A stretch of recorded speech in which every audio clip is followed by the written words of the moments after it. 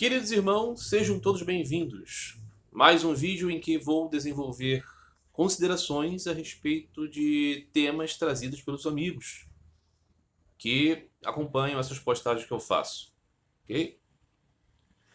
As pessoas podem comentar esses vídeos aqui, desdobrando as questões desenvolvidas em cada vídeo e trazendo pontos também para serem tratados, né? Afirmações, questionamentos, pedidos de opinião a respeito de um determinado assunto. Claro que os temas são sempre muito, né, conectados uns com os outros de modo geral, né? Estamos falando aqui de espiritualidade, o sentido da vida, a verdade, com V maiúsculo, né? Estamos considerando aqui essas coisas no âmbito, né, da impressão das escrituras sagradas, das tradições religiosas. Então, há uma vastidão dentro deste compêndio, né? E esse é o espírito desse canal. Eu trago aqui algumas considerações, né, os meus, né, próprios insights e apreensões, né, de compreensão das coisas, e vamos conversando, né? Tem sido para mim muito gratificante esse tipo, não é, de contato, de conversa e desenvolvimento dos vídeos. Tá bom? Muito bem. Primeira questão de hoje. É uma questão ampla aqui que foi trazida por um amigo numa conversa que desenvolvemos justamente nesses comentários de vídeo.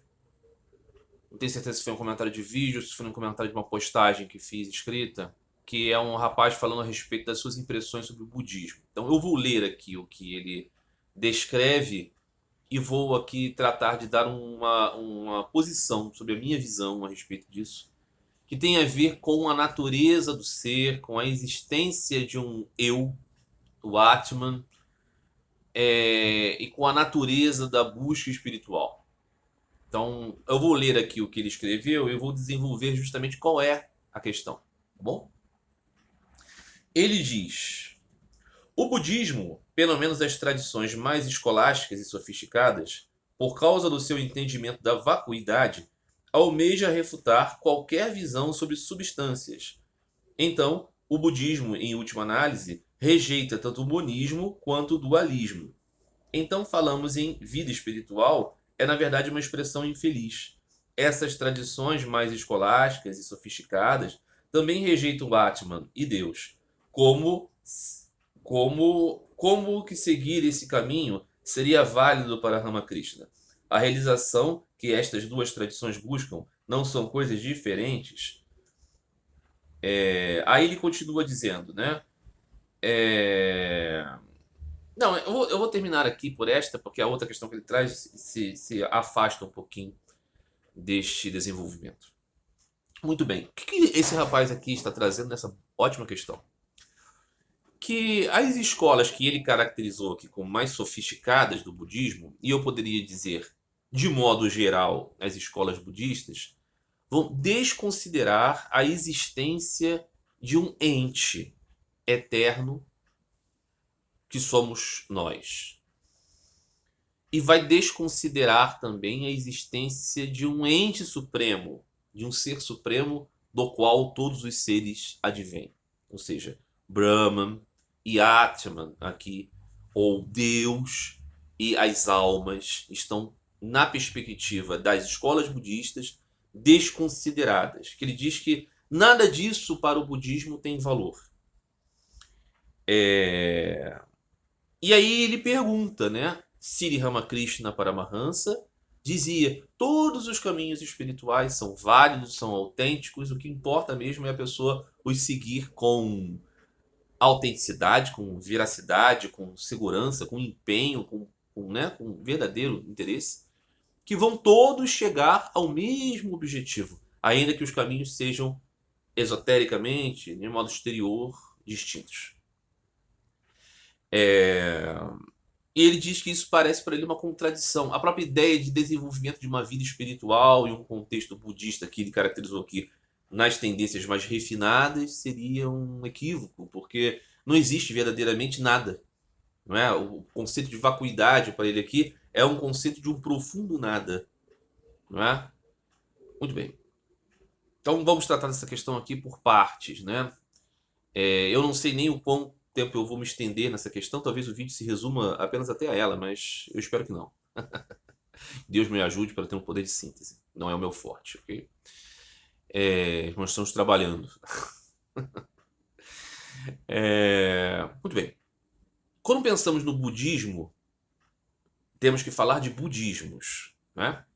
Um grande número de teologias, um grande número de escolas, um grande número de vivências, não é? Muito distintas entre elas mesmas. E aqui eu faço um paralelo com a tradição do cristianismo, que também são cristianismos, né? Eu sempre falo aqui de cristianismo niceno, né? Aquilo que se fundamentou no Concílio de Nicéia em 325, acaba sendo a marca predominante de todos os cristianismos. Mas eles são muito diferentes, né? Você tem um cristão ortodoxo grego e um cristão adventista, um cristão luterano e um cristão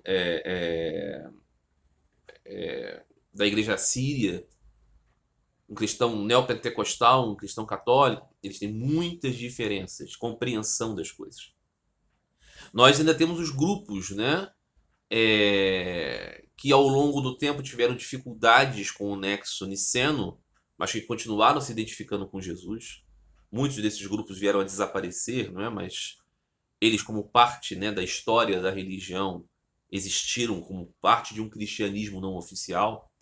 Nós temos hoje, né, ainda, né, grupos que se caracterizam como, de alguma maneira, cristãos e que são vistos pelos grupos mainstream do cristianismo niceno como não cristãos, né? Exemplos, Testemunhos de Jeová, os Mórmons, os próprios espíritas, né? Que no Brasil se fala, né, um espiritismo cristão e coisas assim, não é verdade?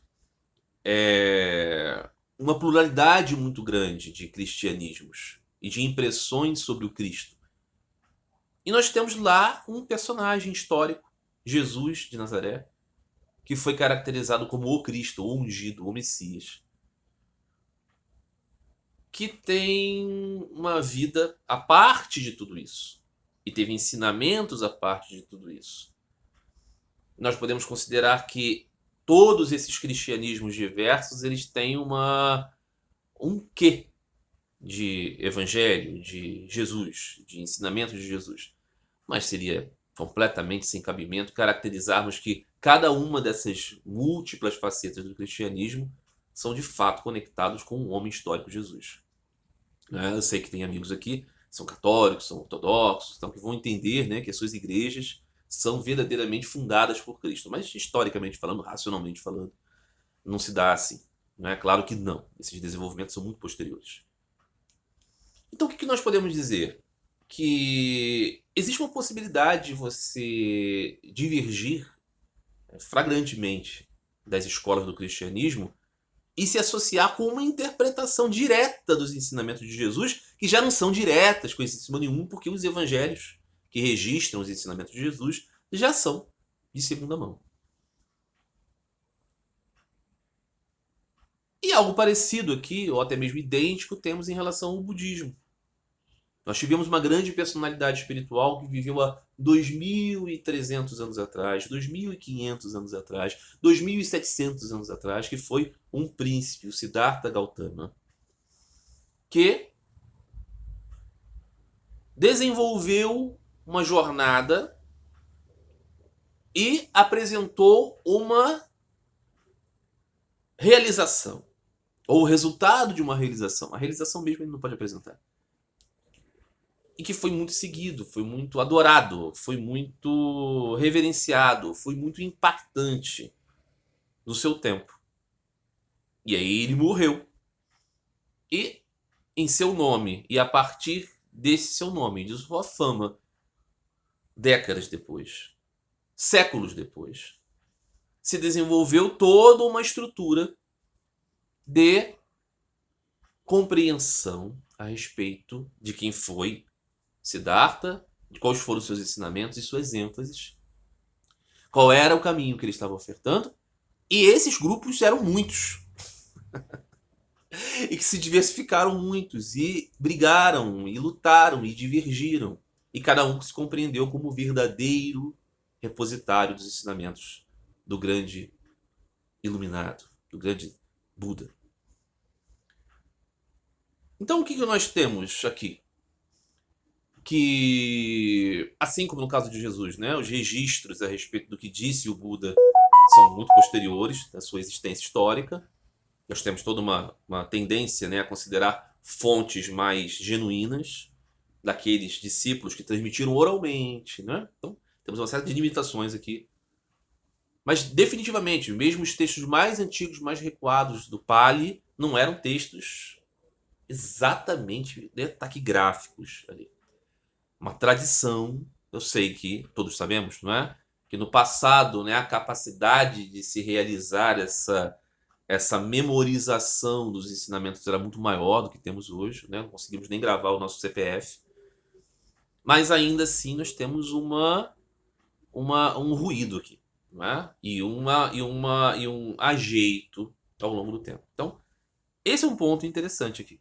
Os budismos são muitos. Não existe nenhum verdadeiro budismo.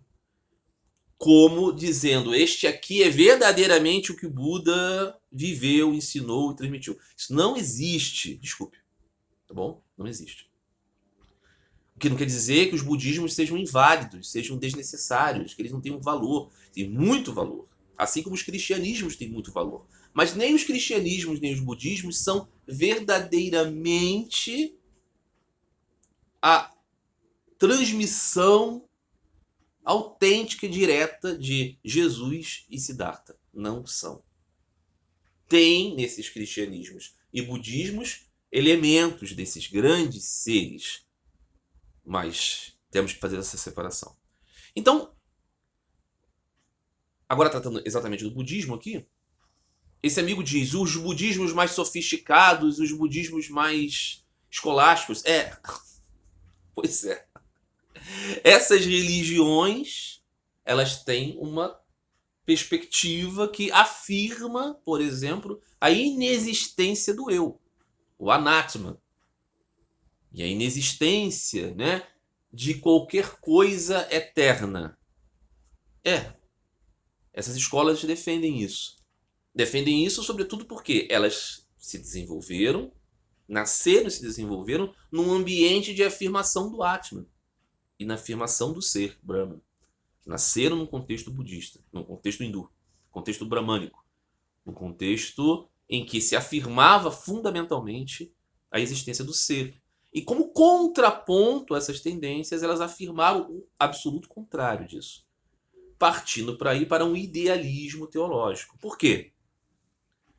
O ser, o eu, é intuitivo. Ok? Assim como a dualidade. Não é? Nós podemos desdobrar ideias a respeito de uma unidade.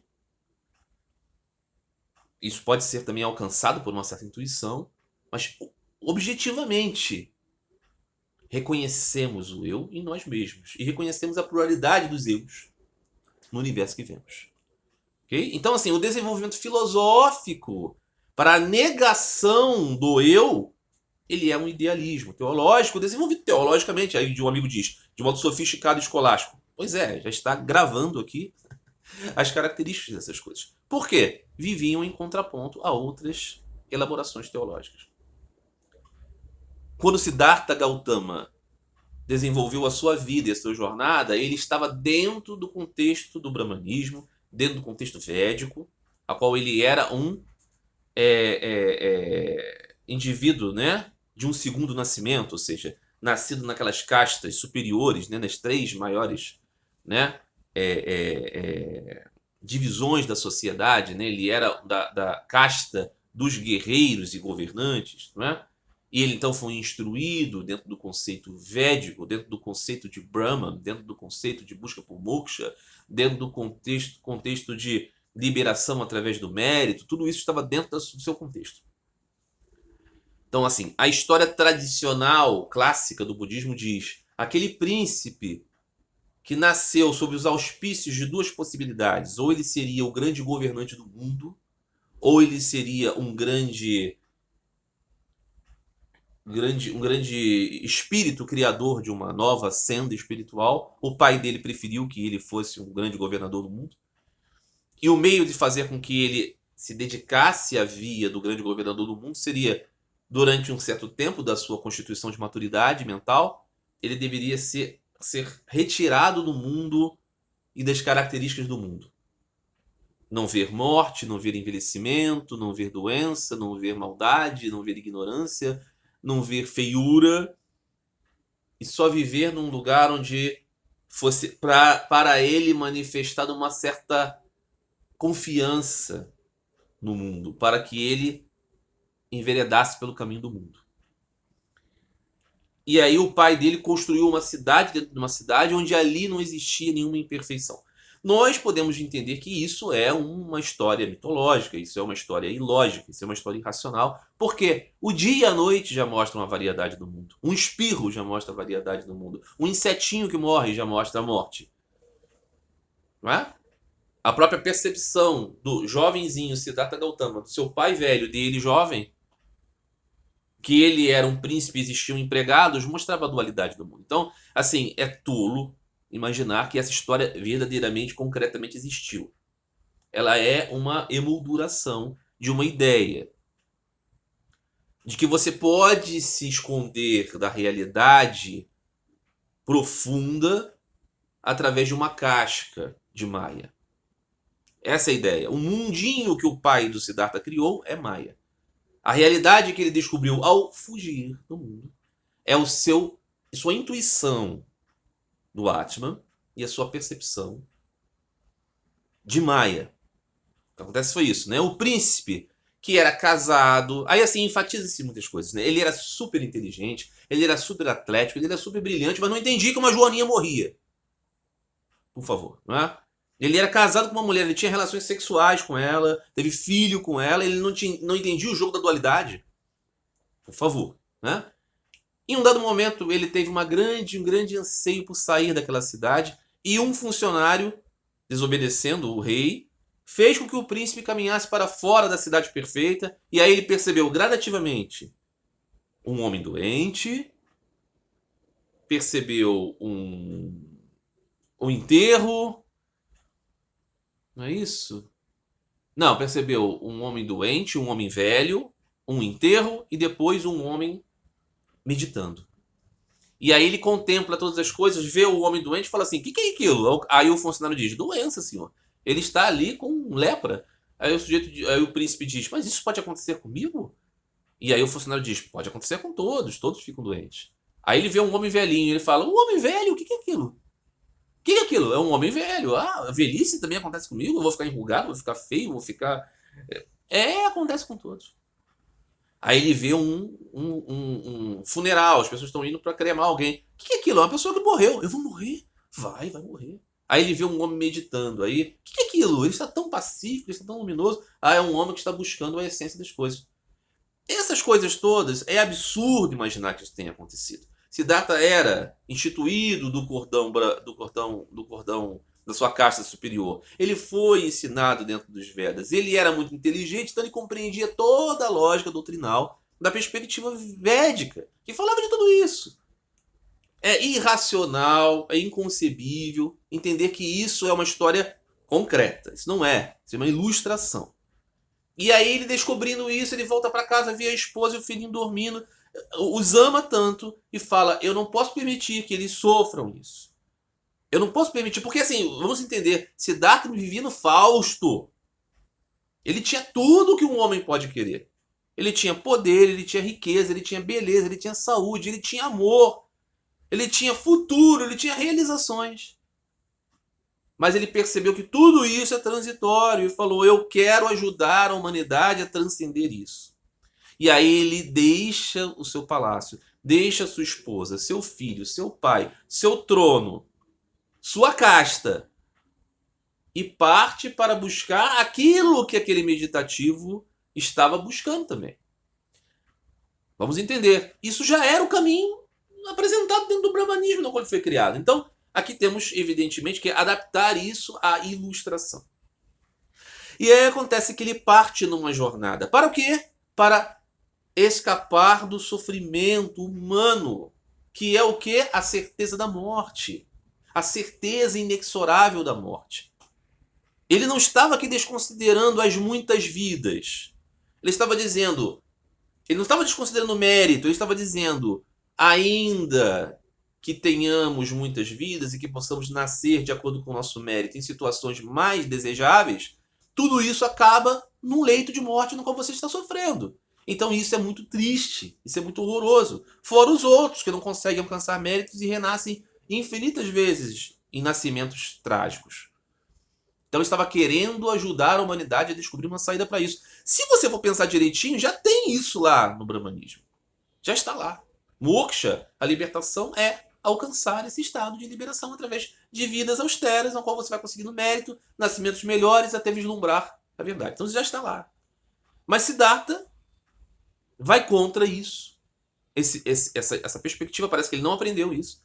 E ele, em um dado momento, então, depois de muitos asceticismos exagerados, e existem outros que estão próximos dele, vendo aquele príncipe que largou tudo, sendo uma seta, em um dado momento Siddhartha tem um estalo de compreender que não pode ir tão extremamente contra o seu corpo e sua mente, porque senão ele se enfraquece, então ele precisa de um meio do caminho, então ele começa a se alimentar, começa a se banhar para dar calma à sua mente, pacificação ao seu corpo, para meditar profundamente na sua mente e descobrir o que está por detrás disso tudo. Quando esses companheiros olham isso, pensam que o Siddhartha desanimou e o abandonam. Falam, não, ele não é um asceta verdadeiro, ele fraquejou e agora ele está comendo, ele está bebendo e ele está dormindo e ele está limpo. Então quer dizer que ele desistiu, ele está no mundo agora. É importante dizer, nunca foi isso pregado dentro daquele contexto do brahmanismo, ok? Que você precisasse ser um completo mendigo, um esquálido para você alcançar moksha. Não, não e não. Mas Siddhartha descobriu isso. E aí o que acontece? Depois de uma grande luta dentro da sua mente, ele vence todas as tentações e ele descobre a natureza verdadeira para além do sofrimento e da morte. Para além do nascimento e da morte. Para além da transitoriedade. Ele descobre o que é o estado para além do fenômeno. E aí ele se realiza gloriosamente e retoma-se. E aí o que ele pensa? Esse conhecimento, isso que eu realizei aqui é muito sublime. E aí descobre por qual razão estamos aqui. Estamos aqui porque somos presos por esta diversidade, por essa pluralidade. Gostamos do jogo dual, gostamos de provar, mas não gostamos de sofrer. Gostamos do doce, mas não gostamos do amargo. Gostamos do macio, mas não gostamos do áspero. Mas aqui, nesse parquinho, o pacote é esse. Você comprou o macio e compra o áspero junto. Você comprou o prazer, vem a dor junto. Não tem jeito. Então, como nós não lidamos bem com isso, ficamos frustrados e sofremos porque não entendemos que se estamos nesse parquinho, vamos ter que viver a dualidade. Então o caminho, o problema é que temos desejo pelo prazer, temos apego por esse prazer, não é? Sofremos por causa disso. Precisamos então deixar de ter o desejo pelo parquinho. E eu percebo aqui que existe um meio para isso, porque eu alcancei. Esses são os 4 nomes de verdade do budismo. Veja que aqui nós temos um ente meditando na sua mente e descobrindo um caminho além da mente. Nós temos dualidade concreta aqui. Dualidade concreta desdobrando para um subjacente disso. Mas é um jogo dual aqui e que busca felicidade. Para quem? Para o ente que pesquisa a mente. É Siddhartha? Não. Mas existe um ente ali que está ali vestido com a roupa de Siddhartha que investiga a mente e investiga a natureza desse fenômeno. Não é um nada investigando o nada dentro do nada. Não, não, e não, e não, e não. Isso é ilógico, é irracional. E aí o que acontece? Ele, tomado desta percepção, das 4 nomes de verdade e da percepção do que está além do fenômeno, ele diz, mas esse conhecimento é muito difícil. Ele, na verdade, é impossível para a esmagadora maioria dos seres, que estão muito atrelados aqui a esse parquinho. E como eles não vão entender isso, esta minha descoberta, realização, vai causar mais confusão do que ajuda. Então, acho que vou ficar na minha aqui. O que acontece com isso? Diz o iluminado, o Buda. Assim disse o Buda, dizem as escrituras antigas. Eu ouvi, diz as escrituras antigas, que o Siddhartha disse, neste momento, investigando a minha mente, o Deus dos deuses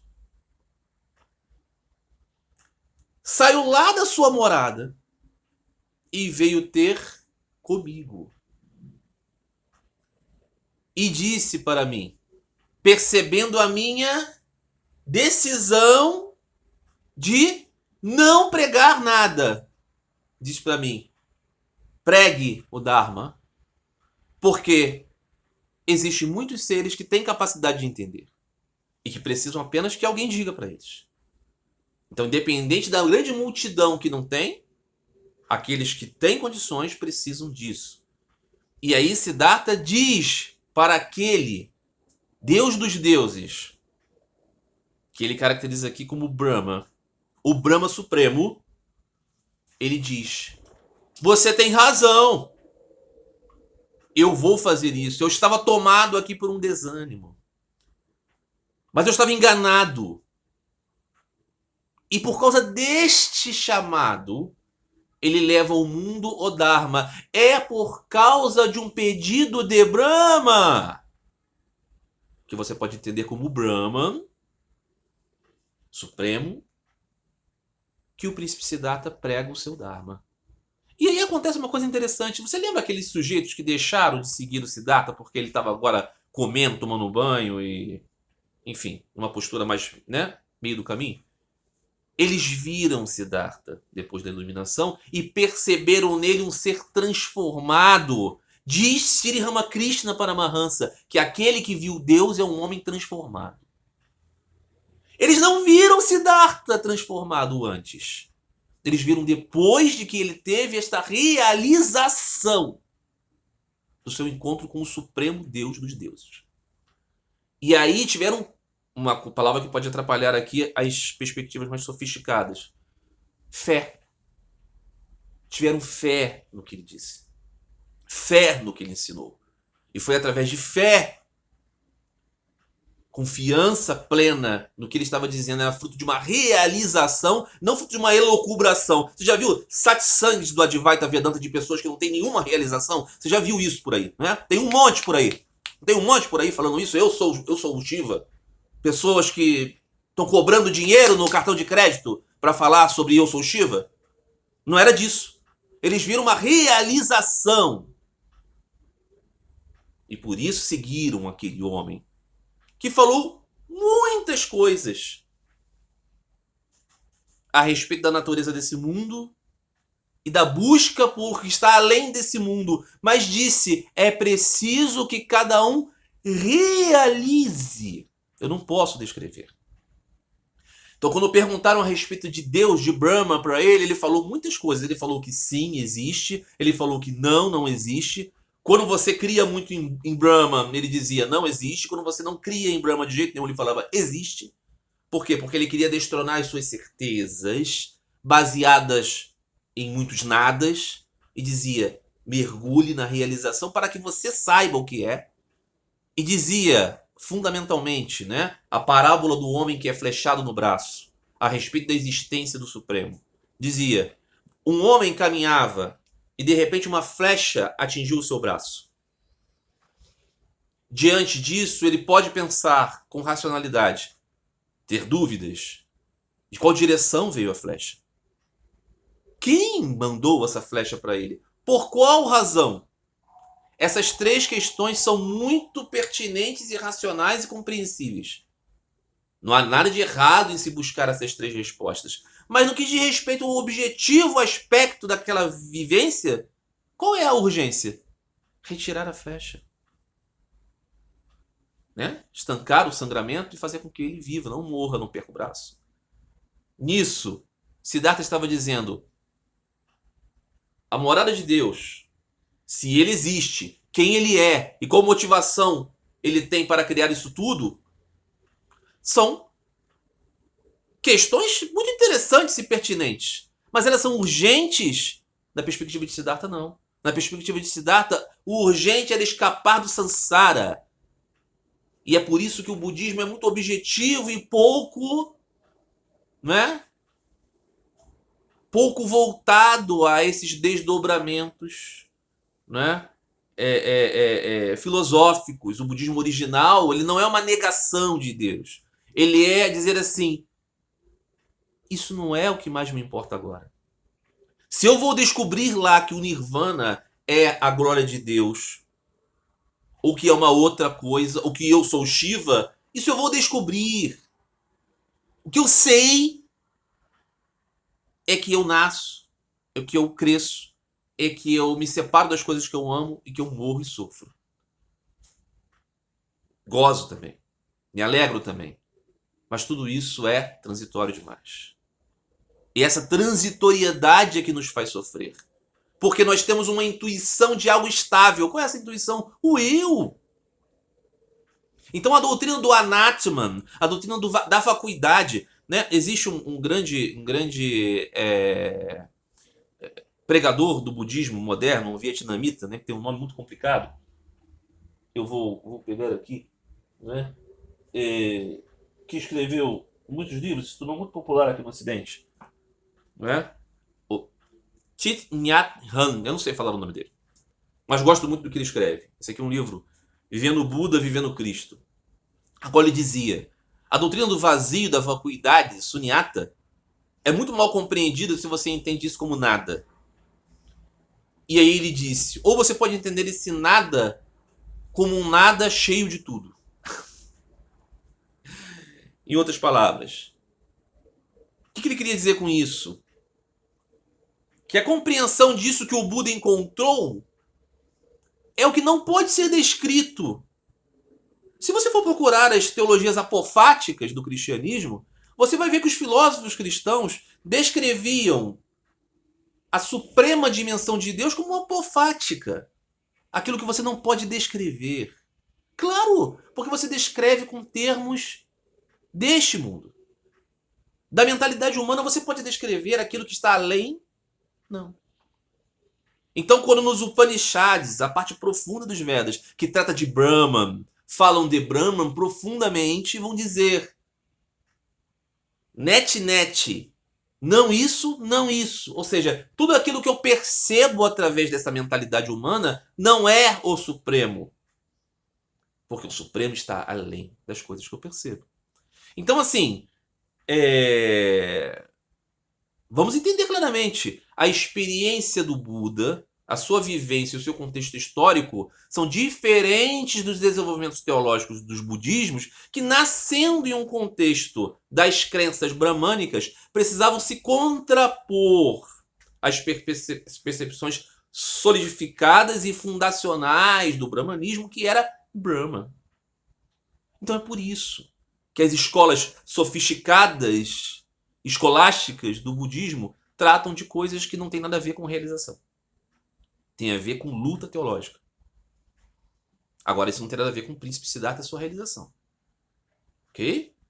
Então, assim, quando os budistas buscam refúgio no Buda e se dizem assim: ah, mas o Buda não é um deus, ele é um professor dos deuses, ele está além do Deus. Quem pode não entender que isso é dizer que Buda é Deus? Que ele é o mesmo que os cristãos consideram em Jesus Cristo. Ou que os devotos de Sri Ramakrishna consideram a respeito de Thakur. Porque está dizendo claramente que ele ensina os deuses, ele está colocando os deuses numa dimensão aqui diferente de Deus. Então, as doutrinas, por exemplo, né, na escola do budismo Mahayana, que falam, né, dos 3 corpos do Buda, né, o Dharmakaya, o Sambhogakaya e o Nirmanakaya, estão falando assim: existe uma mente existe uma fonte de toda sabedoria, da qual tudo sai, é o Dharmakaya. Nós temos a compreensão desta inconcebível sabedoria e geração de tudo na mente dos videntes, que é o corpo desta sabedoria, o corpo de deleite, de prazer, que chamamos de Sambhogakaya. E nós temos a personificação desta mente suprema em um corpo mortal, em uma época restrita, dentro de um mundo transitório que chamamos de Nirmanakaya. Esta descrição do budismo Mahayana a respeito desses estágios do ser não estão falando de vazio. Estão falando de dimensões diferentes da realidade, coisa que o Vedanta já fala. Temos a dimensão empírica, temos a dimensão das ideias concebidas, ou seja, irreais, mas que são reais em certa dimensão, e aquilo que está além disso, que é a realidade profunda subjacente. Então, assim, não há nenhuma dúvida que as escolas budistas não são compatíveis com as escolas católicas, com as escolas cristãs, com as escolas muçulmanas, com as escolas taoístas, com as escolas, seja lá como for, e outras tantas e outras concepções, porque as filosofias divergem muitíssimo entre elas. Sri Ramakrishna não está dizendo que todas as religiões são iguais nesse sentido. O que ele está dizendo é que 4 aspectos são importantes para você desenvolver a perfuração do poço e alcançar a água viva. Você precisa purificar a sua mente. Você precisa controlar os seus sentidos. Você precisa ter aquela fé dos primeiros discípulos de Buda, que aquilo que é dito é real, é verdade, alguém realizou.